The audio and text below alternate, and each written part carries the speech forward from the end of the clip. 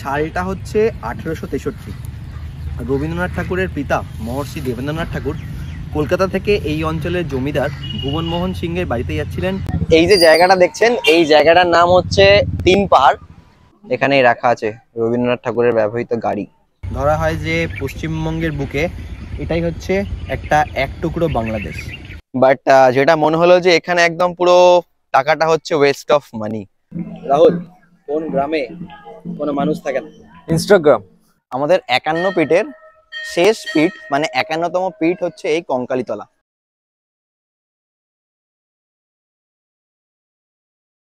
বীরভূম জেলার শান্তিনিকেতনের নাম শুনলে প্রতিটি বাঙালির মনে ছোঁয়া লাগে স্নিগ্ধতার।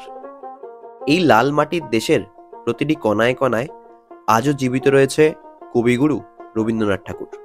তার শৈশবকাল থেকে শুরু করে সাহিত্য চর্চা সমস্ত কিছুরই নিদর্শন বহন করছে এই শান্তিনিকেতন। এছাড়া অতিষ্ঠ হওয়া মনকে তিষ্ঠতে বাউল গান, কোপাই নদী, বসন্ত উৎসব, সোনাঝুরিয়ার হাট তো রয়েইছে। অর্থাৎ শান্তিনিকেতন আসার জন্য বাঙালির কোনো অজুহাতের আশ্রয় নিতে হয় না। আজকের এই দুটি পর্বের ভিডিওতে থাকছে শান্তিনিকেতন ভ্রমণের খুঁটিনাটি সব তথ্য। আজকে হচ্ছে 14ই জুলাই শুক্রবার, আর এই মুহূর্তে আমি হাঁটছি হাওড়া স্টেশনের 10 নম্বর প্ল্যাটফর্মে। শান্তির খোঁজে শান্তিনিকেতন যাওয়ার জন্য প্ল্যাটফর্ম নাম্বার 10-এ এখন দাঁড়িয়ে আছে হাওড়া রামপুরহাট স্পেশাল। হাওড়া এবং শিয়ালদা থেকে সারাদিন অসংখ্য ট্রেন অ্যাভেলেবেল আছে শান্তিনিকেতন যাওয়ার জন্য। আমি ভিডিওর ডেসক্রিপশন বক্সে বেশ কিছু ট্রেনের টাইম টেবিল, কোন দিন ছাড়ে, সেটা অ্যাড করে রাখার চেষ্টা করব। আচ্ছা, ট্রেনে তো আপনি উঠে পড়েছেন আমার সাথে, কিন্তু শান্তিনিকেতন যাওয়ার জন্য আপনি নামবেন কোন স্টেশনে? শান্তিনিকেতন যাওয়ার জন্য আপনি নামতে পারেন ফার্স্ট সেটা হচ্ছে বোলপুর স্টেশনে। আর বোলপুরের পরের স্টেশনই হচ্ছে প্রান্তিক আর বোলপুর দুটো স্টেশন থেকেই শান্তিনিকেতন জায়গাটা খুব কাছে, এবং দুটো স্টেশন থেকেই যথেষ্ট পরিমাণ টোটো অ্যাভেলেবেল আছে। তো আপনার হোটেল আপনি যেখানে বুক করছেন সেই অ্যাকর্ডিং আপনি স্টেশন চুজ করতে পারেন। যদি আপনার হোটেলটা প্রান্তিক স্টেশনের কাছাকাছি হয় তাহলে আপনি প্রান্তিক স্টেশনে নামুন, আর যদি আপনার হোটেলটা বোলপুর স্টেশনের কাছাকাছি হয় তাহলে আপনি বোলপুর স্টেশনে নামুন। যাত্রাপথে বাচ্চাদের চেঁচামেচি আর হকারদের চিৎকারে অতিষ্ঠ হওয়া মনকে শীতল করল এই বাউল গান।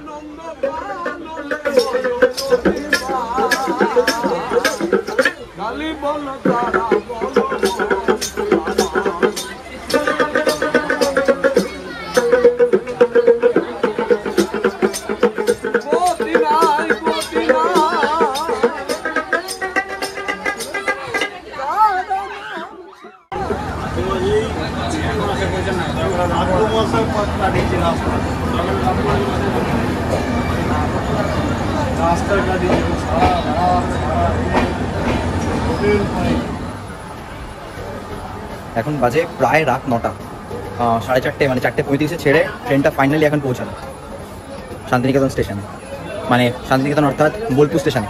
আর এর পরের স্টেশনটার নাম হচ্ছে প্রান্তিক।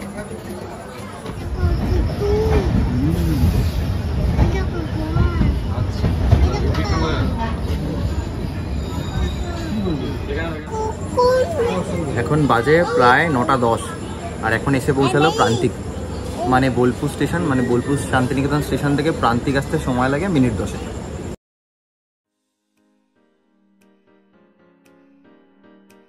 শান্তিনিকেতনের সমস্ত জায়গা ঘুরে দেখার জন্য আদর্শ হচ্ছে 2 রাত বা 3 দিন।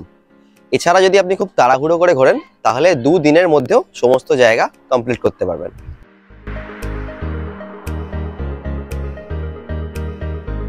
শান্তিনিকেতনে ব্যাপক হারে টুরিস্ট আসে বসন্ত উৎসব অর্থাৎ দোলের সময় আর পৌষ মেলায়। কিন্তু এছাড়া বছরে যে কোনো সময়, মানে যে কোনো সময়, ইভেন বর্ষাকালেও আপনি শান্তিনিকেতন বেড়াতে আসতে পারেন। আচ্ছা, শান্তিনিকেতন আপনি চলে তো এসেছেন, কিন্তু এবার থাকার হোটেল কোথায় নেবেন? দেখুন, সারা শান্তিনিকেতন জুড়ে রয়েছে প্রচুর হোটেল আর হোমস্টে, কিন্তু আমি মূলত আপনাদেরকে 3টে জায়গা সাজেস্ট করব। ফার্স্ট, যেটা শান্তিনিকেতনের মেইন ক্যাম্পাস, তার আশেপাশেই রয়েছে হচ্ছে প্রচুর হোটেল। এই জায়গাটার নাম কিন্তু শ্যামবাটি। 2 নম্বর জায়গা যেটা, সেটা হচ্ছে সোনাঝুরির যে হাট, হয়তো আপনি নাম শুনেছেন। অথবা যদি নাম শুনে না থাকেন তাহলে এই পুরো ভিডিওটা দেখলে বুঝতে পেরে যাবেন। সেই সোনাঝুরির আশেপাশে রয়েছে প্রচুর হোটেল। আর 3 নম্বর জায়গাটা হচ্ছে প্রান্তিক স্টেশন। সেই প্রান্তিক স্টেশনের কাছে রয়েছে প্রচুর হোটেল।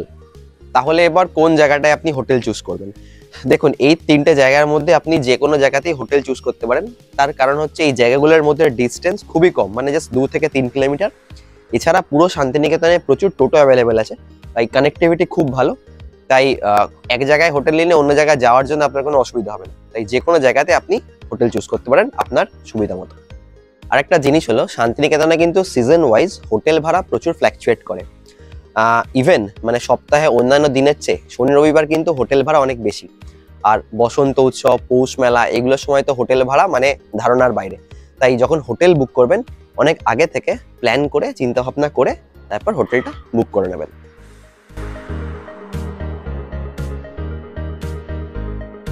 আচ্ছা, শান্তিনিকেতন ঘোরার জন্য বা সাইট সিইং করার জন্য সবথেকে ভালো যাতায়াত মাধ্যম হচ্ছে টোটো। তবে এখানে কিন্তু টোটো বিভিন্ন প্যাকেজ সিস্টেমে ভাড়া নেয়, মানে এক একটা প্যাকেজে এক এক রকম জায়গা যুক্ত আছে। শান্তিনিকেতনের সমস্ত টুরিস্ট স্পট মানে যে কটা জায়গা আছে ঘোরার জন্য, সেগুলো ঘোরার জন্য আপনার টোটো ভাড়া পড়তে পারে 1500 থেকে 2000 টাকা। আর সিজন ওয়াইজ কিন্তু টোটো ভাড়া প্রচুর ফ্ল্যাকচুয়েট করে। তাই যখন আপনি টোটোটা বুক করবেন ভালো করে দরদাম করে নেবেন। আর এই টোটোটা আপনি কোত্থেকে পাবেন বা কোথা থেকে বুক করবেন? যখন আপনি শান্তিনিকেতন স্টেশন মানে বোলপুর স্টেশনে যখন নামবেন, বোলপুর বা প্রান্তিক, তখন স্টেশন থেকে বেরিয়েই বাইরে পেয়ে যাবেন এই সমস্ত টোটো। আচ্ছা, শান্তিনিকেতনে এসে আপনারা কি কি জিনিস দেখবেন? দেখুন, শান্তিনিকেতনে কিন্তু ছোট ছোট করে অনেকগুলো ট্যুরিস্ট প্লেস আছে। তো এই ট্যুরিস্ট প্লেসগুলোকে আমি মেনলি 10টে ক্যাটাগরিতে ভাগ করছি। ফার্স্ট, শান্তিনিকেতনে এসে যে শান্তিনিকেতনের মেইন ক্যাম্পাস সেইখানে, এবং ক্যাম্পাসের মধ্যে ছোট ছোট করে অনেক জায়গা আছে, এবং ক্যাম্পাসের একদম খুব কাছে যে জায়গাগুলো সেগুলো নিয়ে আমি একটা ক্যাটাগরির মধ্যে রাখছি। সেকেন্ড যেটা হচ্ছে সোনাঝুরির হাট, যেটা খুব ফেমাস, কলকাতা থেকে ম্যাক্সিমাম লোকজনই আসে যেখানে কেনাকাটা করার জন্য, এবং ওই সোনাঝুরির আশেপাশে বা সংলগ্ন কিছু এলাকা, এটা হচ্ছে 2 নম্বর ক্যাটাগরিতে। আর 3 নম্বর ক্যাটাগরিতে থাকছে এই দুটো জায়গার বাইরে, এর থেকে সামান্য দূরে কিছু কিছু জায়গা যেগুলোতে আপনি না গেলে এই শান্তিনিকেতন ট্যুরে আসাটাই আপনার বৃথা হয়ে যাবে। শান্তিনিকেতনের ক্যাম্পাস ট্যুরটা শুরু করার আগে এখানকার একটু ইতিহাসে ফেরা যায়। সালটা হচ্ছে 1863। রবীন্দ্রনাথ ঠাকুরের পিতা মহর্ষি দেবেন্দ্রনাথ ঠাকুর কলকাতা থেকে এই অঞ্চলের জমিদার ভুবনমোহন সিংয়ের বাড়িতে যাচ্ছিলেন ব্রহ্মধর্ম বিষয়ক কিছু আলোচনা করার জন্য। আর জমিদার বাড়িতে যাওয়ার সময় তিনি এখানকার দুটো জোড়া ছাতিম গাছ খুঁজে পেয়েছিলেন এবং তার নিচে বসেছিলেন কিছুক্ষণ বিশ্রামের জন্য, এবং সেখানে বসে তিনি খুবই তৃপ্তি পেয়েছিলেন। তারপর হচ্ছে ওই জমিদারের সাথে কথা বলার পর তিনি ওই ছাতিমতলা সহ আরও 20 একর জমি বার্ষিক মাত্র 5 টাকার বিনিময়ে ইজারায় নিয়েছিলেন বা চুক্তিতে নিয়েছিলেন। ওই ছাতিমতলার পাশেই একটা অতিথিশালা নির্মাণ করেন এবং সেখানে অতিথিদের থাকার জন্য কিছু ব্যবস্থাপনা করেন। আর ওই জায়গাটার নাম দেন শান্তি নিকেতন, অর্থাৎ শান্তির জায়গা। ধীরে ধীরে ওই নামটাই পপুলার হয়ে পরিণত হয় আজকের শান্তিনিকেতন। রবীন্দ্রনাথ ঠাকুর 1878 সালে মাত্র 17 বছর বয়সে চলে আসেন এই শান্তিনিকেতনে, কাটিয়েছিলেন জীবনের বহু সময় এখানেই, এবং তারই প্রসারে বা তারই সুবাদে আজকে এই জায়গাটার এত সুনাম।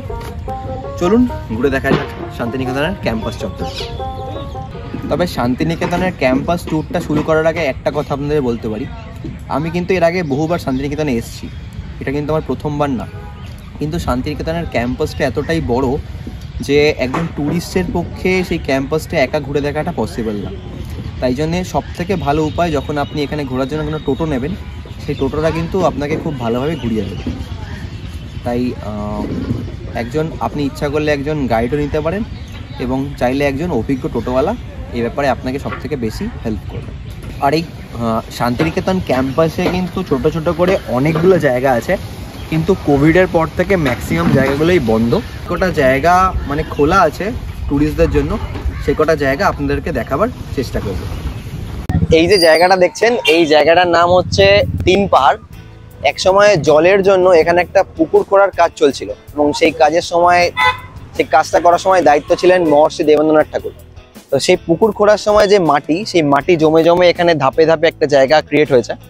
তো সেখান থেকে এই জায়গাটার নাম হয়ে গেছে 3 পাহাড়। যদিও পুকুরটা এখন আর নেই, পুকুরটা এখন বুঝিয়ে দেওয়া হয়েছে, বাট নামটা থেকে গেছে। আর এই যে বট গাছটা দেখছেন ওপরে, এই বট গাছটা আমাদের ছোটবেলায় যে সহজপাঠ বইয়ের যে কভার ফটো থাকতো, সেই কভার ফটোতে যে বট গাছটা থাকতো, সেই বট গাছটা আর এই বট গাছটা সেম। এই যে এই জায়গাটার নাম হচ্ছে তাল লজ। দেখছেন যে ওপরে তাল গাছটা আছে, নিচে একটা ছোট্ট বাড়ি।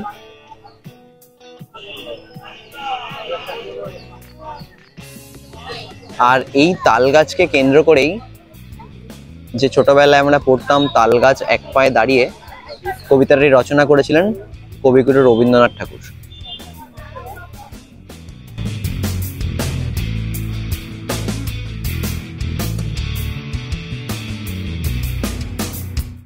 আমি এখন দাঁড়িয়ে আছি ঠিক উপাসনা গৃহের একদম উল্টো দিকে। এই জায়গাটা মেনলি প্রার্থনার জন্য বানানো হয়েছিল। শুনেছি যে এখানে নাকি প্রার্থনার জন্য ঢোকার জন্য সাদা পোশাকটা ম্যান্ডেটারি। আর এই জায়গাটা দেখছেন যে কাঁচ দিয়ে একদম পুরোপুরি খুব ভালোভাবে সুসজ্জিত, তার জন্য এই জায়গাটার নাম কাঁচঘর। আর এই জায়গাটা কাঁচঘর নামেও পরিচিত। আর এই যে কাঁচগুলো, সেই কাঁচগুলো কিন্তু বেলজিয়াম থেকে আনা হয়েছে।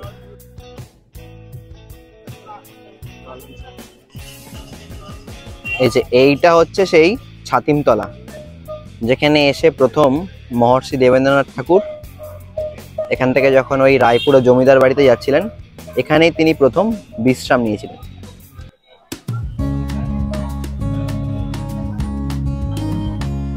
আর এই দেখুন, এই যে বাড়িটা দেখছেন, এই বাড়িটাই হচ্ছে শান্তিনিকেতন বাড়ি। মানে এখানেই অতিথিদেরকে আশ্রয় দেওয়া হতো, এবং সেখান থেকেই যে শান্তিনিকেতনের যে নাম, সেটা এই বাড়িটা থেকেই হয়েছে। এখন বন্ধ, কোনোভাবেই ঢোকার উপায় নেই আর কি। আর এই শান্তিনিকেতন বাড়ির ঠিক উল্টো দিকেই দেখতে পাবেন যেরকম একটা মাঠ, এখানে দেখুন লেখা আছে পুরনো মেলার মাঠ। যখন শান্তিনিকেতনে এই যে মেলাটা যখন শুরু হয়েছিল, প্রথমবার মেলাটা হয়েছিল এই মাঠটাতেই।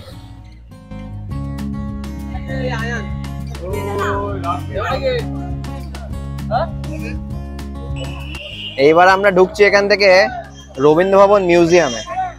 সামনে বেশ ভিড়, টিকিট কাটার লাইন আছে। 70 টাকা করে টিকিট, ছাত্রদের জন্য 10 টাকা। বিকেল 4:30 অবধি খোলা থাকে এটা মনে হয়। 70 টাকা দিয়ে টিকিট কেটে আমরা ঢুকে পড়েছি মিউজিয়ামে। দেখা যাক মিউজিয়ামটা কেমন হয়।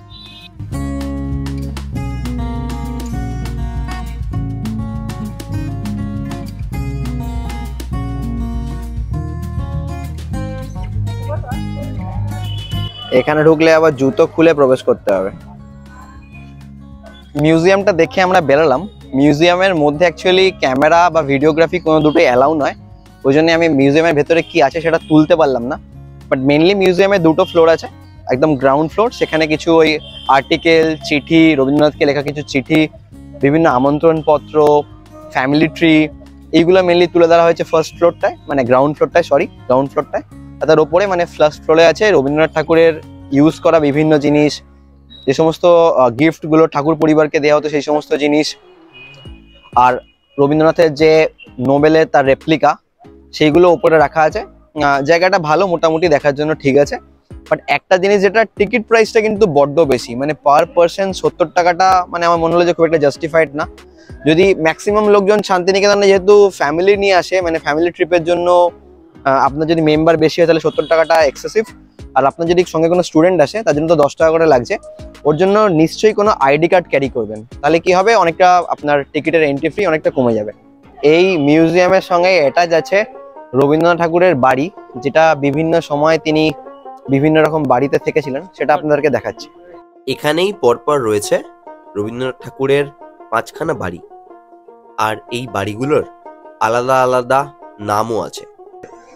এই বাড়িটা হচ্ছে প্রথম বাড়ি, এই বাড়িটার নাম হচ্ছে উদয়ন।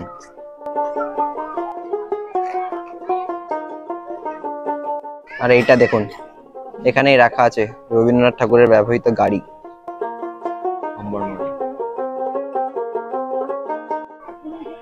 এটা হচ্ছে আরেকটা বাড়ি, এর নাম হচ্ছে কোণার্ক।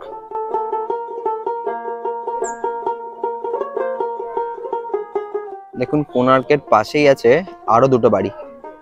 এই সোজা বাড়িটার নাম হচ্ছে শ্যামলী, আর ঠিক তার পাশেই আছে পুনশ্চ।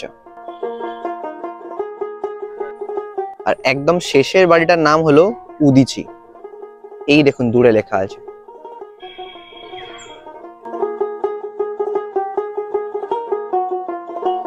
এখন আমরা আছি এই কলা ভবনের সামনে। এখানেও ভেতরে ঢোকা যাচ্ছে না। এই জায়গাটাও প্রথম প্রতিষ্ঠা করেছিলেন রবীন্দ্রনাথ ঠাকুর। তারপরে যে বিখ্যাত যে ভাস্কর্য শিল্পী আছেন নন্দলাল বসু, তারপর রামকিঙ্কর বেইজ, এই সমস্ত মহৎ ব্যক্তিরা এই সমস্ত জায়গার সঙ্গে যুক্ত ছিলেন। ভেতরে ঢুকলে অনেক আর্ট দেখা যায়। এর আগে যখন এসেছিলাম তখন দেখতে পেয়েছিলাম, কিন্তু এখন যেহেতু ঢুকতে পারছি না তাই বাইরে থেকে দেখাতে হচ্ছে। এখানেই চলে বিভিন্ন স্ট্যাচু আর ফিগার তৈরির কাজ। এখানে বেশ কিছু ফিগারও আছে। এই ফিগারগুলোর কিছু নামও আছে, এই মুহূর্তে মনে পড়ছে না বা দেখারও উপায় নেই। এগুলোর ম্যাক্সিমাম এই ফিগারগুলো বানানো হয়েছিল রামকিঙ্কর বেইজ দ্বারাই। আমরা চলে এসেছি এখন অমর্ত্য সেনের বাড়ির সামনে। প্রচুর ভিড়, লোকজন ফাটিয়ে ছবি তুলছে। গিয়ে চলুন দেখা যাক বাড়িটা।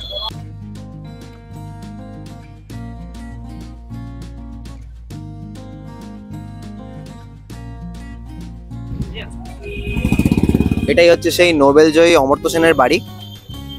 মাঝে মাঝে তিনি এখানে আসেন। আর দেখুন ভেতরে পুলিশও বসে আছে, মানে জায়গাটা বেশ সুন্দরভাবে মেনটেন হয়। ক্যাম্পাস ট্যুর আমার শেষ। আমি এখন দাঁড়িয়ে আছি এই যে পৌষমেলা হয় শান্তিনিকেতনে, সেই মাঠে। এটাই হচ্ছে সেই মাঠ। দেখুন একবার মেলা শেষ হয়ে গেছে এবং তার ছাপ পড়ে আছে এই পেছনে।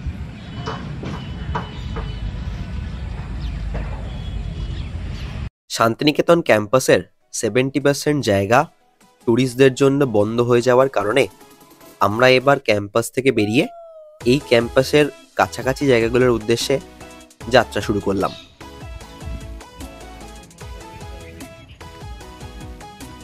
ক্যাম্পাস ট্যুরটা করে এই চলে এলাম বাংলাদেশ ভবনটা দেখতে।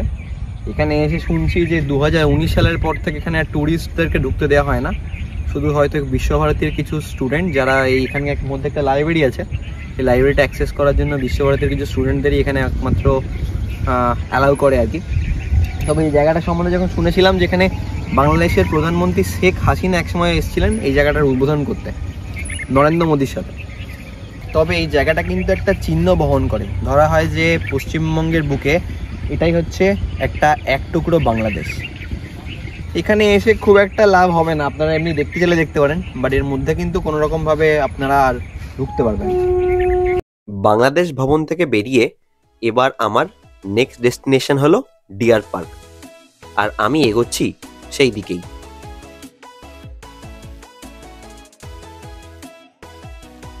ক্যাম্পাস দেখে বেরিয়ে আমরা চলে এসেছি এই ডিয়ার পার্কে। ডিয়ার পার্কের সামনেটা এরকম। এখানে কিন্তু এলে গাড়ি থাকলে এখানে কিন্তু পার্কিং করতে হবে। আর এই দেখুন পার্কিং চার্জ এখানে দেয়া আছে। সাইকেল হচ্ছে 10 টাকা, মোটরসাইকেল 20 টাকা, আর 4 চাকা 50 টাকা। এবার চলুন ঢোকা যাক। ইনস্ট্রাকশন, ভেতরে মাত্র 1 ঘন্টা থাকতে পারবেন। সকাল 9টা থেকে 3:30 পর্যন্ত টিকিট কাটতে সময় আছে, আর এটা বন্ধ হয়ে যায় বিকেল 4টের সময়। বুধবার করে পুরো বন্ধ থাকে। আর এই দেখুন 16/9/2023 তারিখ থেকে এখানে প্রবেশ মূল্য হচ্ছে বেড়ে গিয়ে 100 টাকা হয়েছে। আগে মনে হয় 50 টাকা করে ছিল। 100 টাকা নিল এন্ট্রি ফি পার হেড, একটু বেশি মনে হলো। দেখি জায়গাটা ঘুরে ঘুরে দেখি যে এই টাকাটা জাস্টিফাইড কিনা।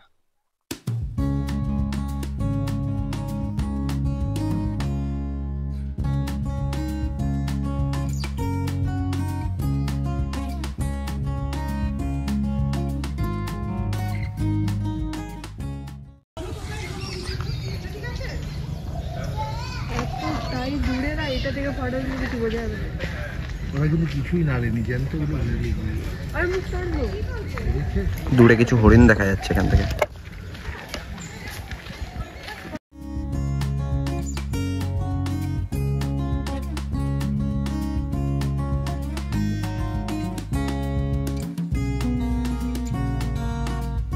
এখানে ঢোকার সময় কিছু হরিণ দেখলাম, তারপরে আর তেমন কিছু চোখে পড়ছে না। জায়গাটা একটু বড়, খুব এরকম নয় যে খুবই বড়, মোটামুটি বড় জায়গাটা। আর সামনে একটা ওয়াচ টাওয়ার আছে, সেদিকেই যাচ্ছি। গিয়ে ওখানে দেখি যদি ওখান থেকে কিছু দেখা যায়।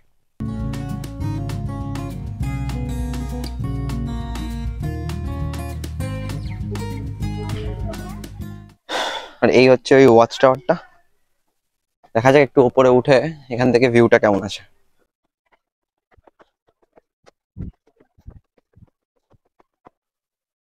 উঠে এরকম দুটো বসার জায়গা আছে, আর সামনের ভিউটা হচ্ছে এরকম।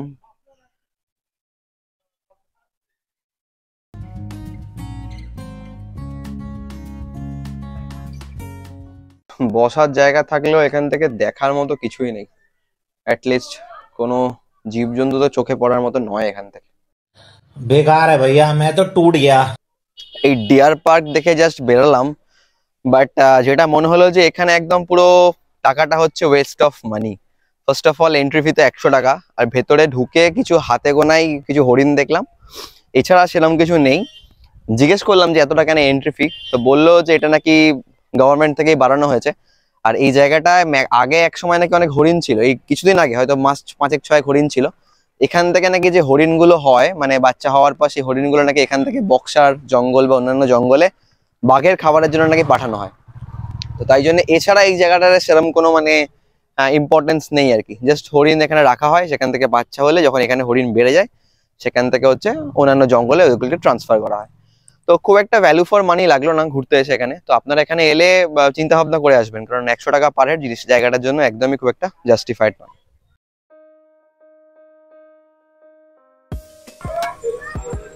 বল্লভপুর ডিয়ার পার্ক থেকে বেরিয়ে আমরা চলে এসেছি এই সৃজনী শিল্প পার্কে।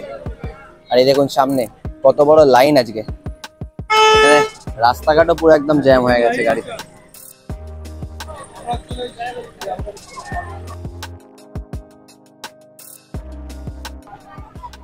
এই দেখুন এখানকার টিকিট হচ্ছে 20 টাকা করে, বাচ্চা হলে 10 টাকা করে, স্কুল স্টুডেন্ট হলেও 10 টাকা। ক্যামেরার জন্য কিন্তু এখানে চার্জেস আছে।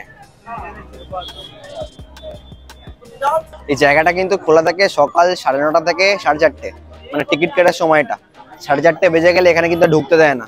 এর আগে একদিন এসেছিলাম, একটু দেরি হয়ে গেছে, বাস 4:35 ঢুকতে দেয়নি সেদিনকে। তো আর 5টার মধ্যে জায়গাটা থেকে বেরিয়ে যেতে হবে। এখানে এলে নিশ্চয়ই টাইমের মধ্যেই আসবে।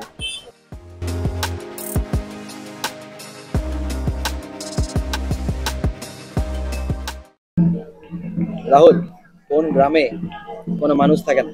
ইনস্টাগ্রাম। না, ভুল, এই সৃজনী শিল্পগ্রাম। ওই বল্লভপুর ডিয়ার পার্ক থেকে ঘুরে আমরা চলে এসেছি এই সৃজনী শিল্পগ্রামে। এইটা কিন্তু কোনো গ্রাম না, মানে এখানে কিন্তু কোনো মানুষজন থাকে না। এখানে এই ইন্ডিয়ার বিভিন্ন স্টেট তাদের সংস্কৃতিকে এখানে ফুটিয়ে তোলার চেষ্টা করা হয়েছে।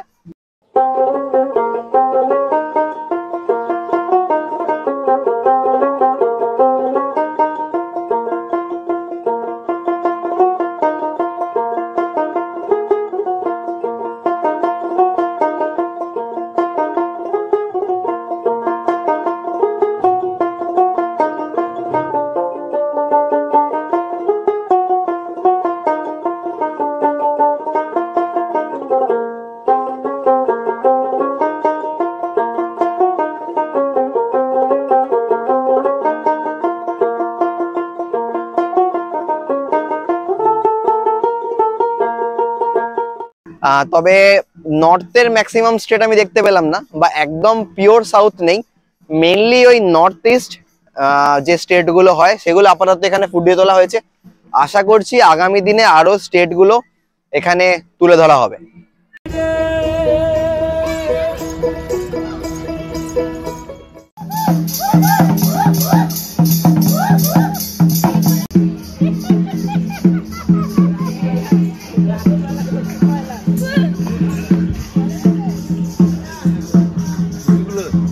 আর এই জায়গাটার মধ্যে কিন্তু একটা প্রাণ আছে, মানে প্রচুর মানুষজন এসছে, আর জায়গাটা যেহেতু কালারফুল, ফটো তোলার জন্য এই জায়গাটা বেস্ট।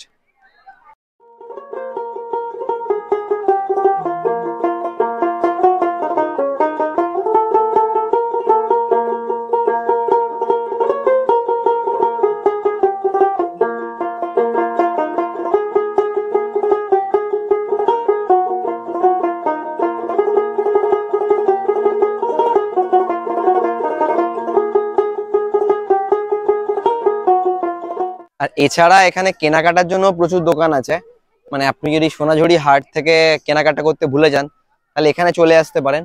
তবে জিনিসপত্রের দাম একবার দেখতে হবে কেমন।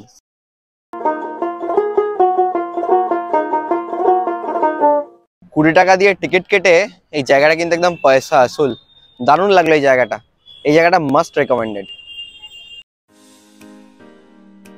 সৃজনী শিল্পগ্রাম দেখে লোকাল দোকান থেকে দুপুরে লাঞ্চ সেরে নিয়ে আমি চললাম কঙ্কালীতলাতে। আমরা এখন ঢুকছি কঙ্কালীতলায়। কঙ্কালীতলায় ঢোকার মুখে এখানে এরকম ছোট ছোট কিছু দোকান আছে, যেখান থেকে আপনি পুজোর জন্য যে সমস্ত সামগ্রী, সেই সামগ্রীটা কালেক্ট করতে পারেন। এখানে আরো বেশ কিছু দোকান আছে। মনে রাখবেন, শান্তিনিকেতনের বাকি জায়গাগুলোর থেকে এটা পুরোপুরি অন্যদিকে অবস্থিত। মেইন ক্যাম্পাস থেকে এর দূরত্ব প্রায় 8 কিলোমিটার মতো। তাই হাতে সময় থাকলে তবেই ফার্স্ট দিন এটা প্ল্যানে রাখবেন।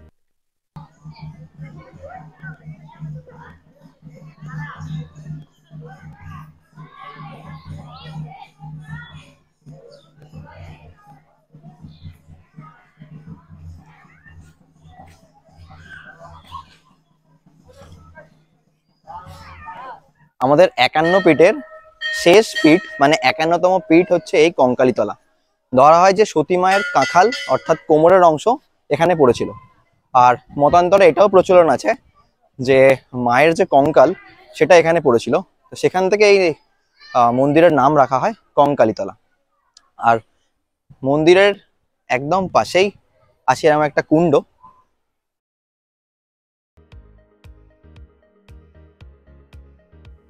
দেখা যায় গ্রীষ্মকাল আর শীতকালে অন্যান্য জায়গার জল শুকিয়ে গেলেও এই কুণ্ডের জল কখনোই শুকায় না।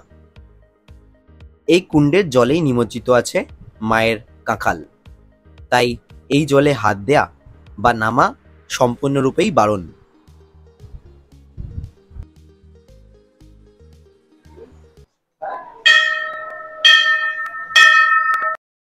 এই কঙ্কালীতলায় মায়ের পুরো পুজো হয় ফটকে কেন্দ্র করে। মায়ের আদেশে এখানে কোনরূপ মূর্তি স্থাপন করা সম্পূর্ণরূপে বারণ। কিছু ভক্তগণ চেষ্টা করেছিলেন মূর্তি স্থাপন করার, কিন্তু তাদের প্রত্যেকের জীবনে নেমে এসেছে কোনো না কোনো বিপদ।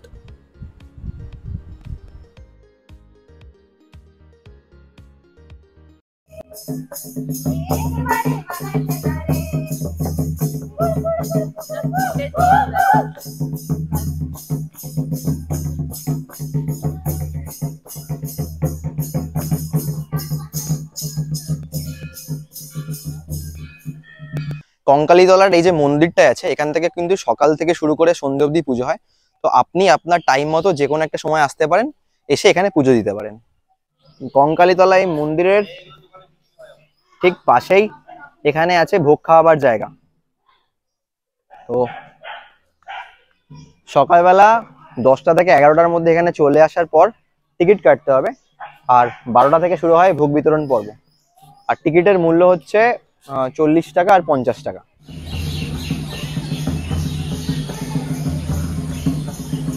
বিভিন্ন জায়গা থেকে মানুষ এখানে এসে মানত করে, তারই প্রতীকী চিহ্ন বহন করছে এই গাছটা।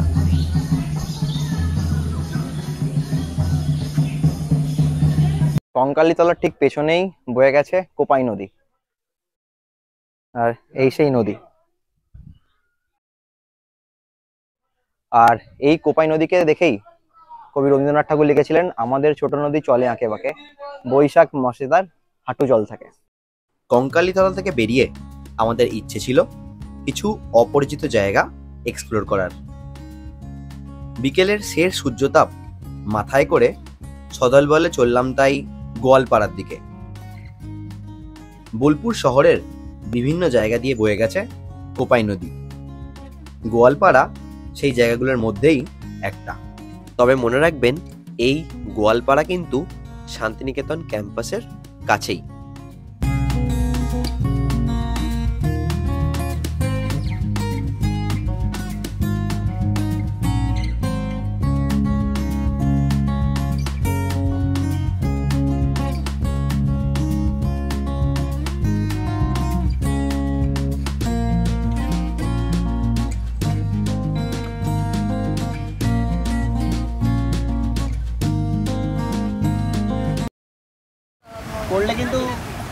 বললে কিন্তু গল্প শেষ। কিছু হবে না। হ্যাঁ, গল্প শেষ। ভয় পাচ্ছে, ভয় দেখাচ্ছে গো।